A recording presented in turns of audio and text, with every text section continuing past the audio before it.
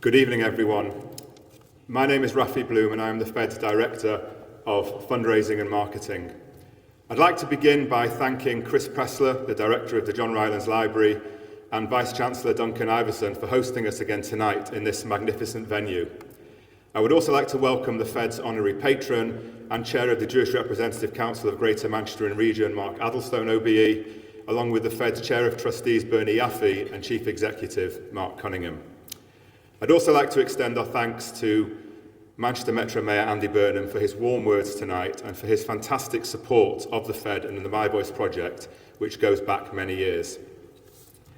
The late Holocaust survivor Lily Ebert MBE, who did so much for Holocaust education in the UK, had the foreword to her book written by His Majesty King Charles III. Our own My Voice Holocaust survivor storyteller Ike Alterman BEM, my dear friend who's with us here tonight and who has been responsible for educating thousands of people across the Northwest, had the foreword to his book written by Andy Burnham, the King of the North. In that foreword, Andy writes, "I would like to thank my friend Ike for having the strength to recount the events he lived through and the Fed's My Voice project for documenting them in these pages. They have done a huge service to humanity." Standing here tonight in the heart of Manchester University's hugely prestigious John Rylands Library, literally surrounded by thousands of pages, including all the My Voice books, and having just commemorated the anniversary of Kristallnacht, when so many books, so many pages were burned by the Nazis, is powerful proof that hate and Hitler have been defeated by the incredible strength, courage and resilience of our dear survivors, and that Am Yisrael Chai, the Jewish people, live. Last week we witnessed modern-day Jew hunting on the streets of Amsterdam, with the King of Holland saying that the Netherlands had failed its Jewish community during World War II under Nazi occupation and persecution, and again on Thursday night. This powerfully reminds us once again how crucially important it is for the lessons of the Holocaust to be shared and learnt from, and that never again means never again now. The My Voice project has over the last 8 years published 43 whole life storybooks of Holocaust survivors who mostly settled in Greater Manchester and the North West, and has another 15 in production alongside a growing waiting list.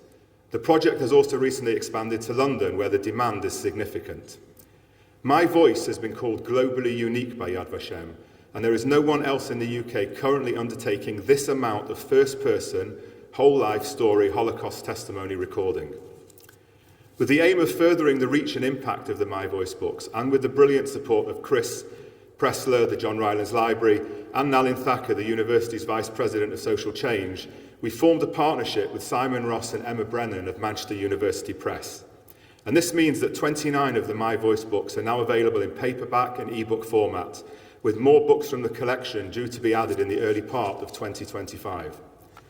These new formats mean that these important stories are now globally accessible and will enhance the educational work our My Voice Survivor Storytellers undertake by telling their stories in person for perpetuity.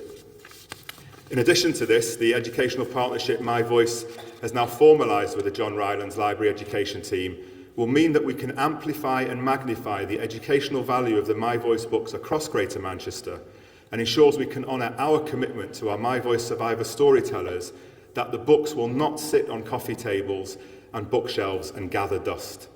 We know this means so much to our survivor storytellers, a number of whom we are honoured and privileged to have here with us tonight, and whom I would like to welcome.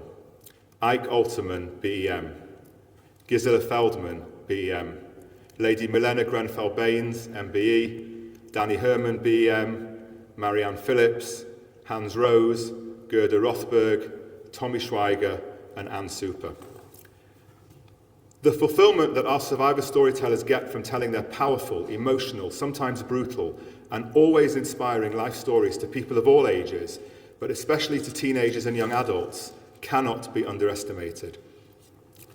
Ike Alterman, who survived 4 Nazi concentration and death camps, including Auschwitz-Birkenau and the Death March, has asked me to share what being able to tell his story has meant to him. These are his words. I began to tell my story later on in life, in my late 80s, when a number of the boys, my fellow survivors I was with at Windermere, and who had been undertaking educational work for a number of years, became too infirm to carry on. Until that point, I had never really spoken about my story, because I was scared it would upset my wife and children, and I did not want to inflict my trauma on them. The first time I spoke publicly was at a Yom HaShoah event in 2017 at the age of 89. From that moment on, I realized how important my story and message were. I understood that I had a unique opportunity to educate younger generations about the horrors of the Holocaust so that it never happens again. And this is what I have done as often as I can for the last 7 years. I have spoken to thousands of people, appeared on television and radio, and even made a podcast. I have always tried to deliver messages of tolerance, hope, and kindness. One of the questions I'm often asked the most is, do you hate all Germans? My answer is always no. If I hated all Germans, I would be as bad as the Nazis. I want people to understand that they should stand up to prejudice and hatred whenever they see it. That is so important. I also tell people I speak to that they must be kind to each other and that there is always someone worse off than themselves. And I want people to know I came to this country as a refugee and was welcomed with open arms. We must treat those fleeing oppression and persecution with kindness and warmth. Knowing I can make a difference to people's lives is something that gives me huge satisfaction. And to me, it means that all the suffering I experienced, my family being murdered by the Nazis, the horrors of the death camps and death marches, has not been in vain.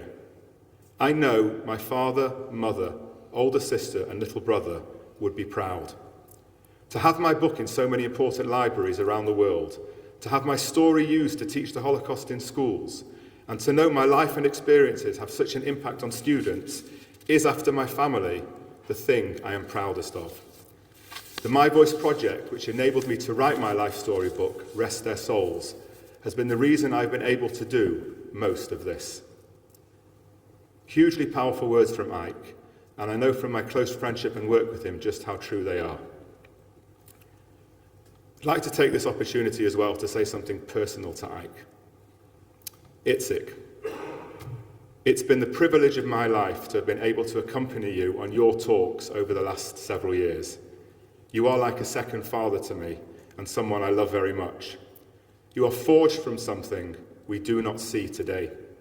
As long as I breathe, your story will never stop being told.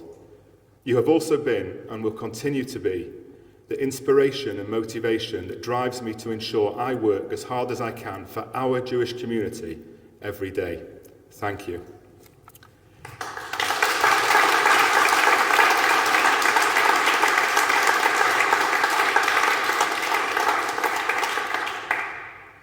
Marianne Phillips is another inspirational survivor who, at the age of 100, is still telling her story as often as she can. As you will hear, Marianne witnessed Kristallnacht in Berlin. Elie Wiesel, the famous Holocaust survivor, professor and author, said that when you listen to a witness, you become a witness. Tonight, 86 years later, you will all become witnesses to Kristallnacht, the night of the broken glass. Rabbonim, ladies and gentlemen, Marianne Phillips.